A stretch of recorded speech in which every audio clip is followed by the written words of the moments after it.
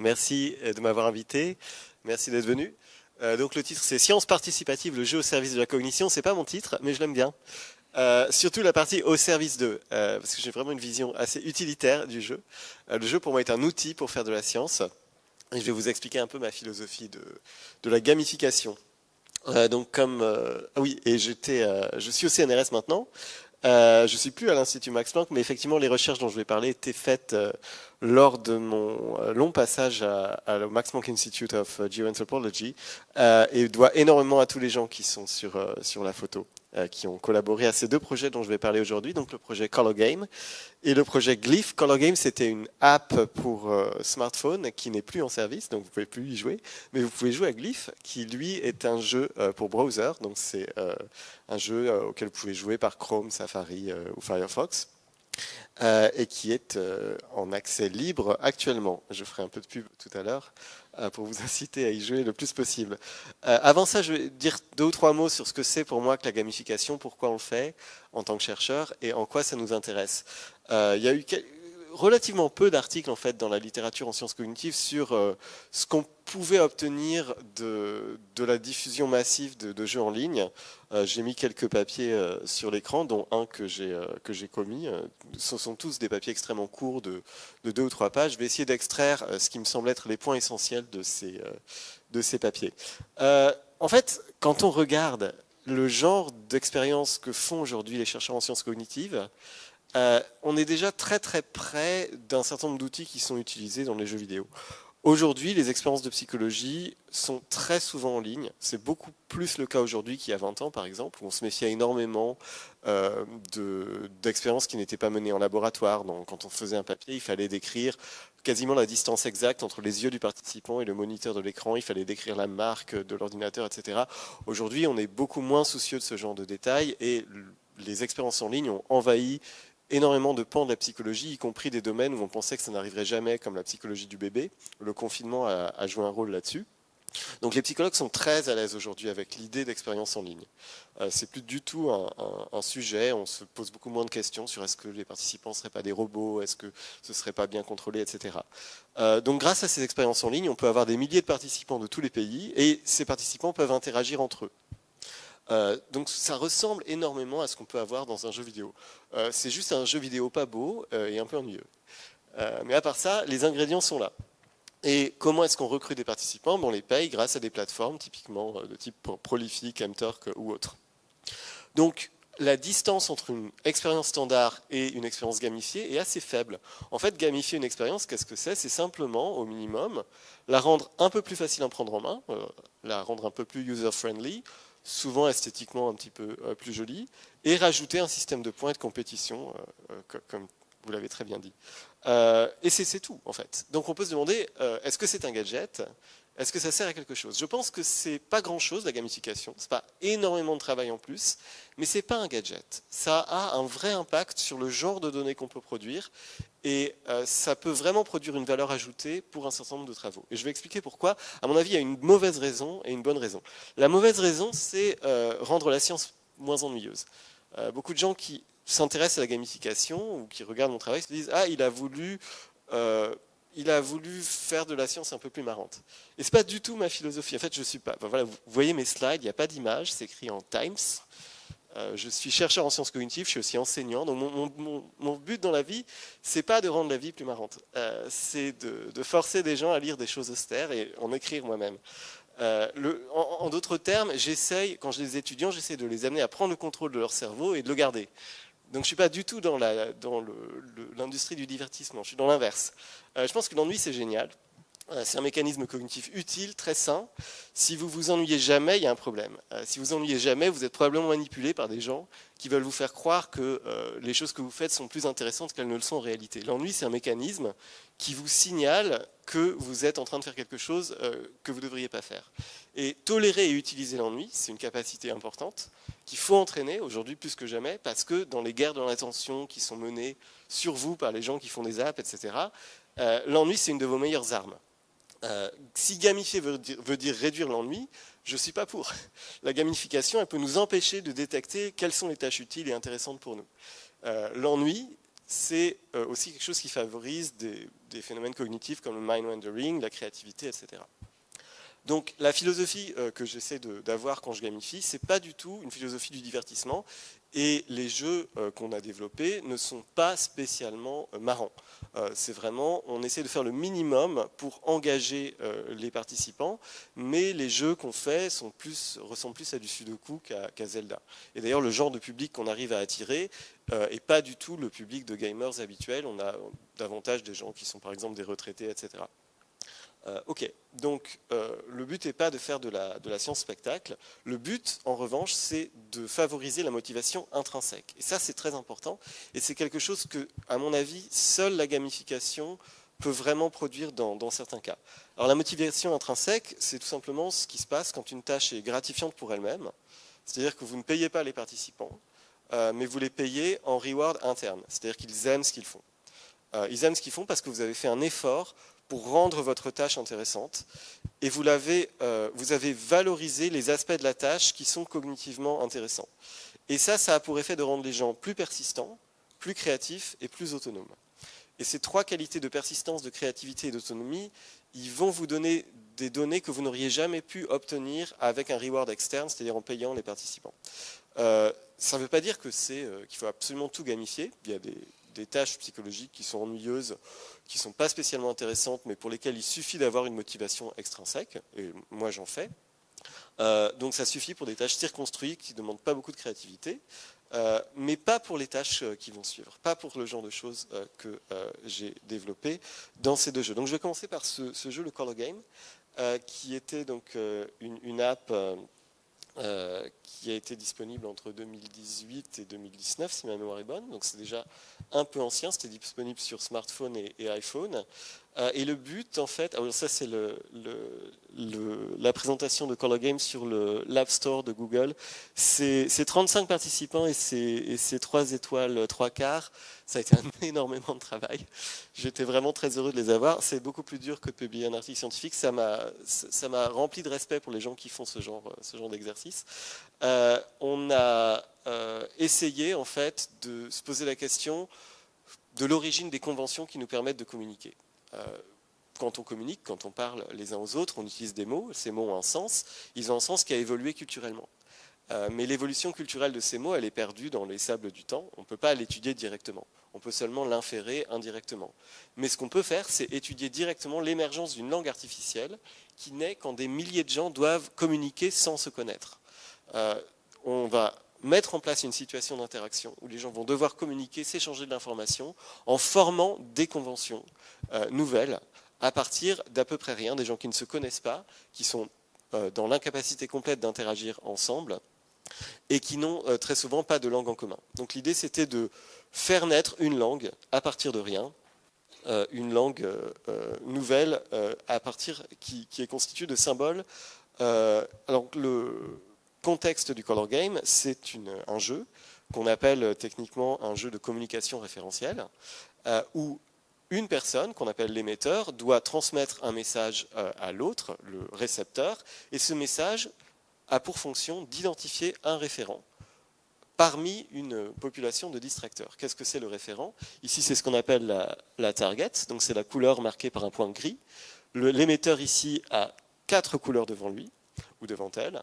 L'émetteur doit indiquer au récepteur laquelle de ces 4 couleurs est la bonne. Le récepteur, lui, voit les 4 couleurs, mais ne sait pas laquelle de ces couleurs est la couleur à indiquer.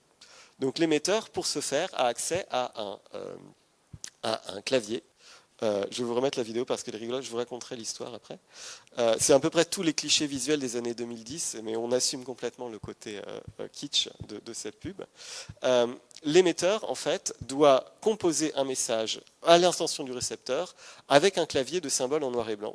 Les symboles en noir et blanc ont des connotations chromatiques, ils ne veulent pas rien dire, mais ils ne sont pas suffisamment précis au début pour permettre une communication efficace à un haut niveau. Pour ça, il faut des dizaines et souvent des centaines de tours de préparation qui permettent aux joueurs de développer un vocabulaire commun. Oui, l'histoire sur cette vidéo, c'est qu'en fait, on a invité les généticiens du labo d'à côté pour faire des figurants. Donc toutes les personnes que vous voyez là, en fait, sont devenues entre-temps des sommités de la génétique des populations anciennes. Donc c'est devenu une vidéo culte dans le milieu de la génétique, ce qui est assez cocasse. Donc en fait, quand vous ouvrez le Color Game, quand vous avez installé l'app, on vous demande de vous enregistrer sous un pseudo. Donc un pseudo qui est généré aléatoirement, et un pseudo que vous avez choisi, et vous serez visible aux autres joueurs, sous un pseudo que vous allez générer aléatoirement. Et donc vous avez un score, vous avez un menu qui vous donne votre score par rapport aux autres joueurs. Vous avez aussi un système de niveau, vous pouvez être plus ou moins haut dans la hiérarchie entre guillemets du jeu, et vous avez un système de points qui vous donne votre score par rapport aux autres. Vous pouvez également envoyer un certain nombre de messages et en recevoir. Vous pouvez résoudre les messages que vont vous envoyer les autres joueurs. Un message, qu'est-ce que c'est? C'est un ensemble de symboles qui indiquent une couleur. Vous pouvez ouvrir un message envoyé par un émetteur et deviner la couleur qu'il a donnée. Et si vous trouvez la bonne couleur, vous gagnez des points. Voilà. Donc, c'est à peu près la mécanique du jeu. C'est une mécanique assez simple, mais qui réclamait de mettre en relation des milliers de gens autour de la planète qui ne se connaissaient pas. Donc le défi technique, ça a été de réaliser cette interactivité-là et de permettre de jouer à la fois en temps réel ou alors en temps différé. Les symboles, ce qui nous intéressait, c'est l'information qu'ils contenaient. On les avait sélectionnés en laboratoire, dans une expérience pas en ligne et pas du tout gamifiée, qui a pris plusieurs années d'ailleurs, pour trouver des symboles qui sont le juste milieu entre des symboles qui sont complètement inutilisables parce qu'ils n'ont aucune connotation chromatique et des symboles qui ont juste le bon niveau de connotation chromatique. Pour prendre un exemple au hasard, le symbole diamant qui brille avait pour beaucoup de gens des connotations chromatiques, mais elles n'étaient pas les mêmes pour la plupart des joueurs. Là, vous avez les 6 plus gros joueurs et joueuses du Color Game, donc c'est des gens qui ont joué des dizaines de milliers de parties, et vous avez la distribution de couleurs qui est associée à ce symbole pour chacun d'entre eux. Donc vous voyez que pour celui de gauche, c'est plutôt bleu, pour celui de droite, c'est plutôt vert, pour celui qui est juste à gauche de celui de droite, c'est complètement vert. Est-ce que vous savez pourquoi c'est vert? Oui? Pardon? Oui, dans les Sims, il y a une gemme verte, exactement, c'est ça. En fait, c'était beaucoup de gens ont pensé au diamant de certains jeux, notamment les Sims. Mais pour d'autres, c'est bleu, et pour d'autres, c'est rouge, etc. Donc, c'est des symboles qui ont une connotation chromatique, mais pour se mettre d'accord sur laquelle, il faut énormément de pratique. Et la prédiction qu'on faisait, qui était aussi corroborée par ce qu'on avait vu en laboratoire, c'est qu'au fur et à mesure des interactions communes, les joueurs allaient pouvoir développer une sorte de sémantique partagée sur le sens de ces symboles, et ça allait les aider à accroître la précision et la quantité d'informations portées par ces symboles. Donc là, vous voyez ce qui se passe au fil du temps.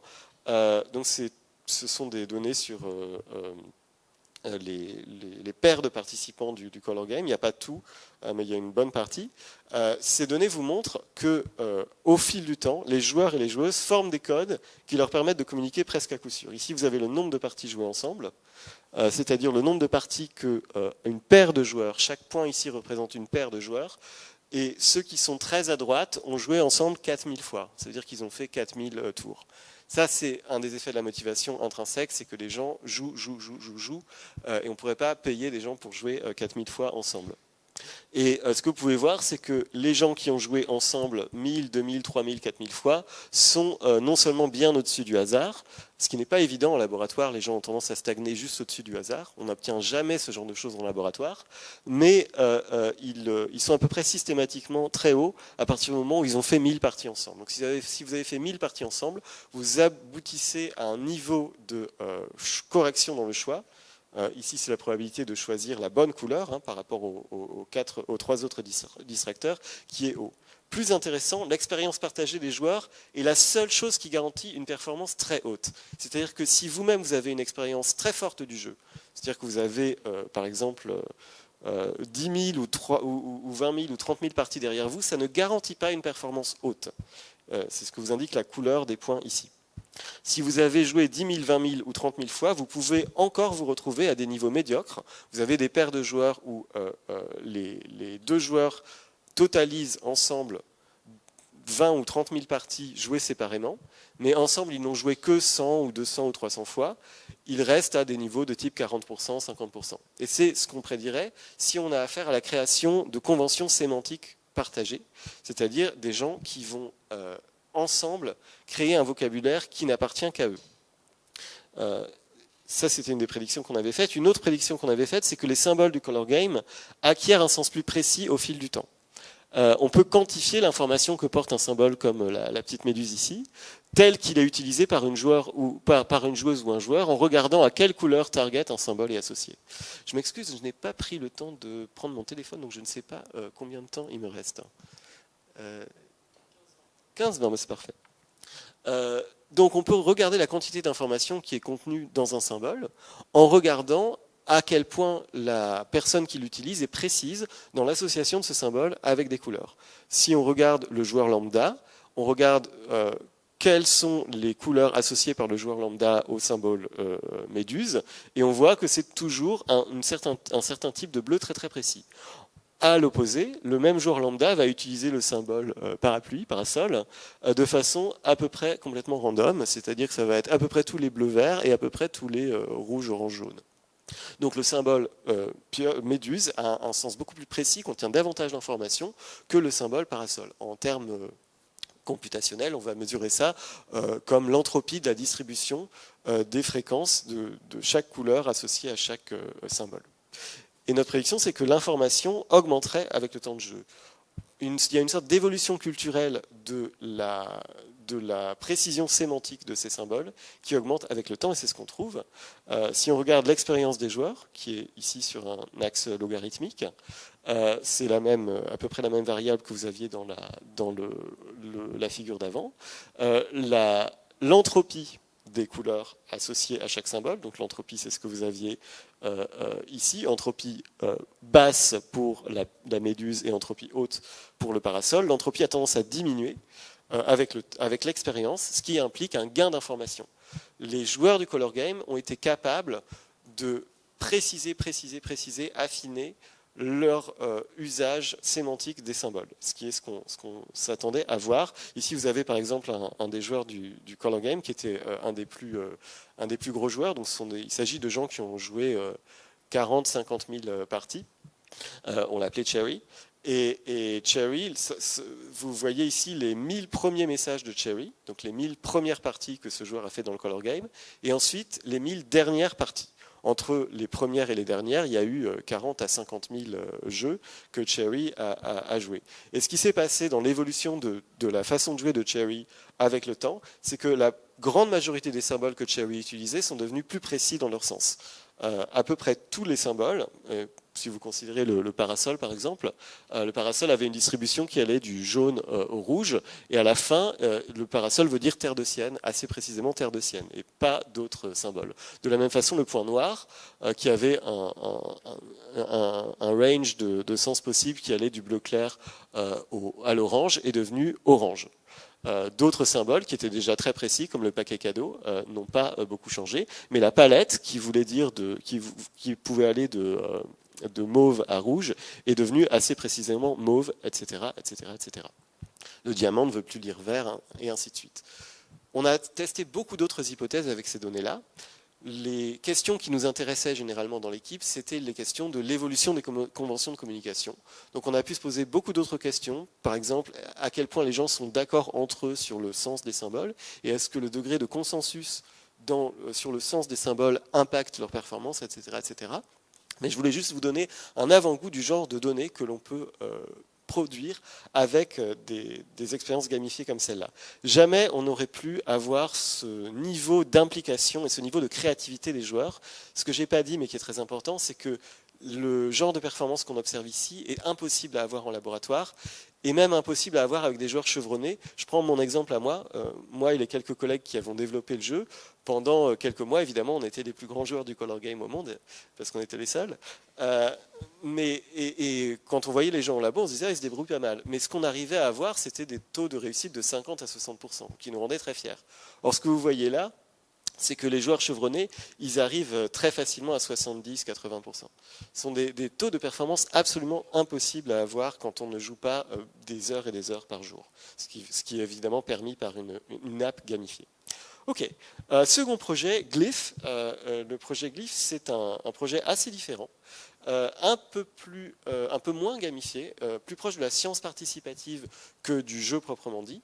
Il s'agit d'un projet où on a vraiment demandé à tout le monde, y compris vous, de nous aider à répondre à une question scientifique négligée et extrêmement difficile à résoudre pour quelques cerveaux individuels.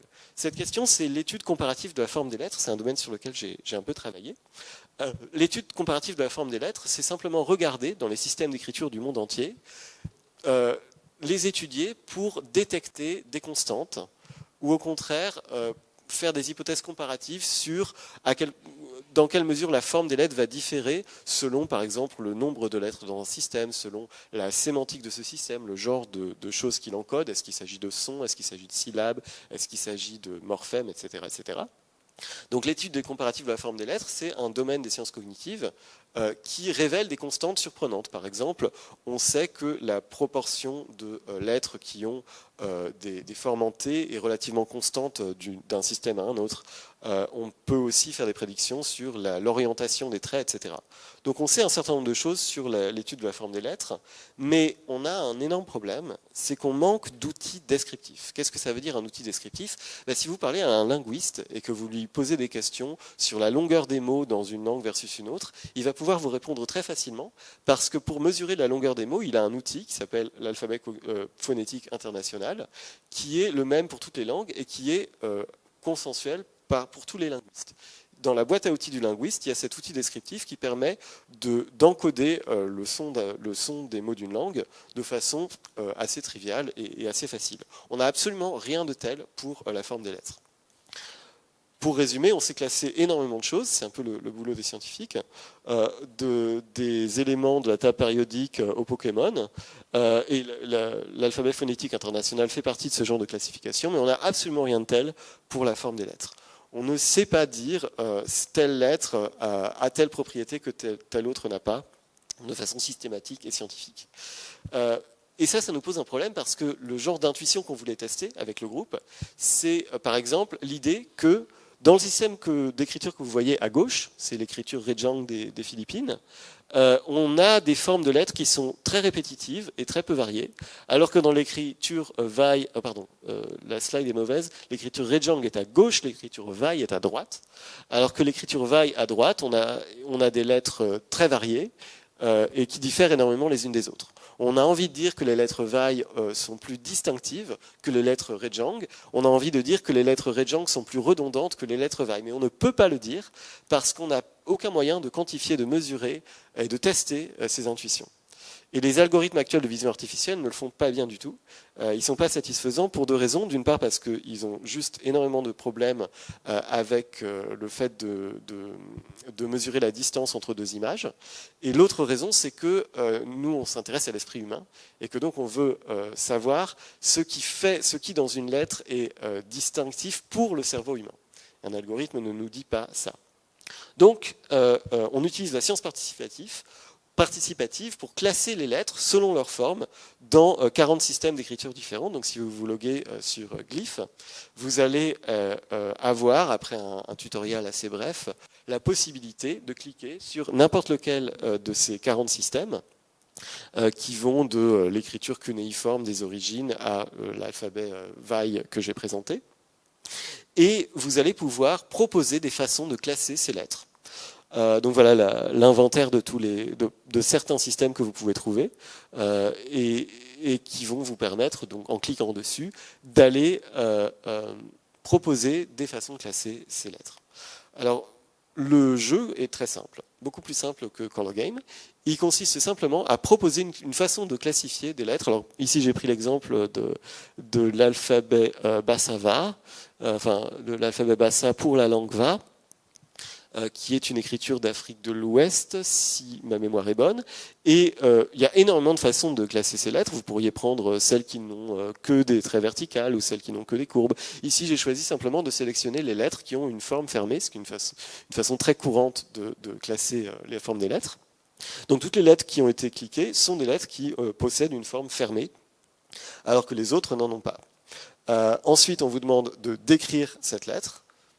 Donc vous mettez une formule contient une forme fermée. Et 3 minutes plus tard, au minimum, ça peut être aussi 3 jours plus tard, 5 jours plus tard, selon le temps que vous voulez mettre, on va vous demander de reproduire cette règle sur les mêmes lettres qui seront mises dans un ordre différent. Pourquoi on fait ça? Pour être sûr que la classification qui a été proposée est reproductible, qu'on peut la reproduire à partir de la description qui a été donnée. Ça a l'air de rien, mais c'est la partie la plus difficile du jeu. Et une fois seulement qu'on a pu reproduire la règle, on gagne un certain nombre de points. Et si la règle est unique, si vous êtes la première personne à la proposer, ce qui ne sera certainement pas le cas pour celle-là, mais ça arrive tout le temps, on gagne le double de points. C'est à peu près tout ce qu'on a fait en termes de mécanisme de gamification. Mais malgré le côté rudimentaire, on a réussi à attirer un grand nombre de participants. Et ce qui est toujours un plaisir avec les jeux gamifiés, c'est encore une fois la créativité, l'engagement, la motivation intrinsèque des participants. Là, j'ai mis les high scores, un peu pour leur rendre hommage, parce que c'est des gens qui ont fait un travail extraordinaire que, encore une fois, aucun scientifique aurait pu faire parce qu'on n'a d'abord pas le temps. Et parce qu'il s'agit d'un effort collaboratif. Et donc il s'agit de gens qui sont très imaginatifs, très cultivés, très méticuleux et très patients. Encore une fois, des gens qui sont davantage proches de l'âge de la retraite que de celui de la moyenne d'âge de la salle, ce qu'on ne s'attendait absolument pas à voir, mais c'est aussi une forme de la science participative. Et donc on a eu plusieurs milliers de joueurs, et ça continue depuis un an. Et aussi, il y a un aspect assez sympathique, c'est-à-dire que c'est des gens, ils ont notre mail, hein, on peut écrire à Glyph assez facilement et on répond. Et on a pas mal d'interactions assez sympathiques avec ces participants qui nous demandent de modifier d'autres choses, de rajouter tel ou tel système d'écriture, parfois qui veulent en savoir davantage sur l'origine du système, et on répond. C'est quelquefois d'assez belles histoires.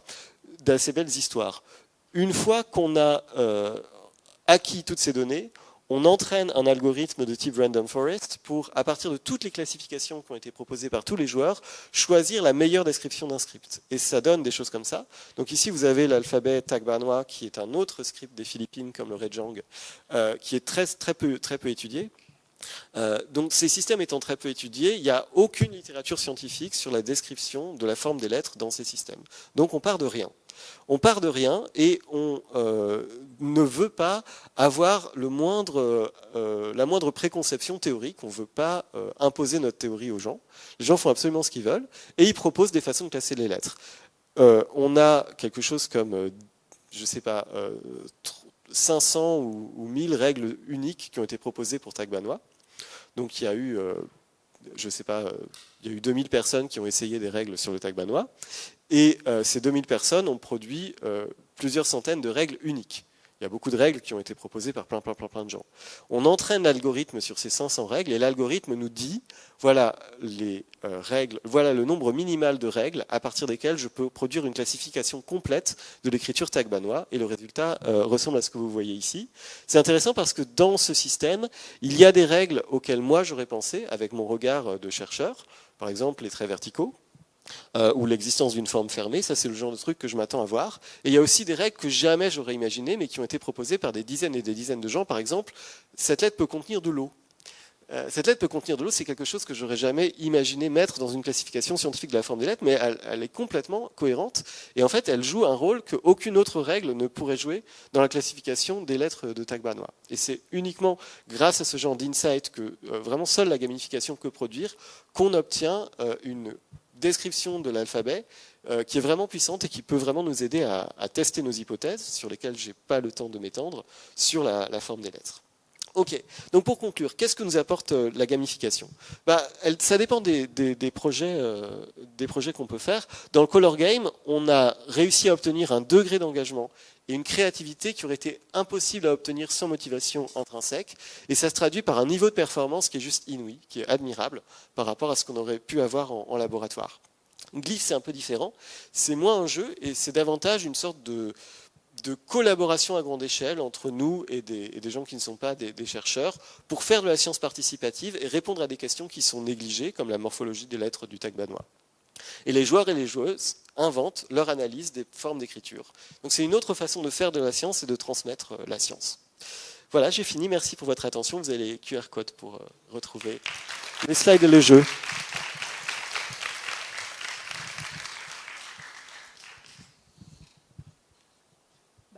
Allô, allô. Oui, c'est bon. Un grand merci, Olivier Morin, pour cette intervention. Est-ce qu'il y aurait des questions dans la salle? Vous avez 5 petites minutes. Oui. Alors, j'arrive.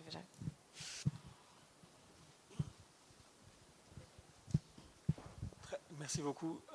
Juste très simplement, dans Glyph, pour tester la reproductibilité, c'est la reproductibilité interjoueur ou intra? C'est intra. En revanche, en ce moment, on est en train de tester la reproductibilité inter, parce que c'est une dimension importante. En fait, ce qu'on a fait, c'est qu'on a extrait les règles les plus courantes et on a fait une sorte de top 10 des façons de classer les lettres les plus importants, les plus utiles et les plus courants. Et ce top 10-là, on va le faire reproduire par des centaines de gens pour être sûr que c'est vraiment robuste. Et pour avoir, comme tu sais, on a besoin de Inter-Rater Agreement Measures pour publier, donc c'est ça qu'on va faire.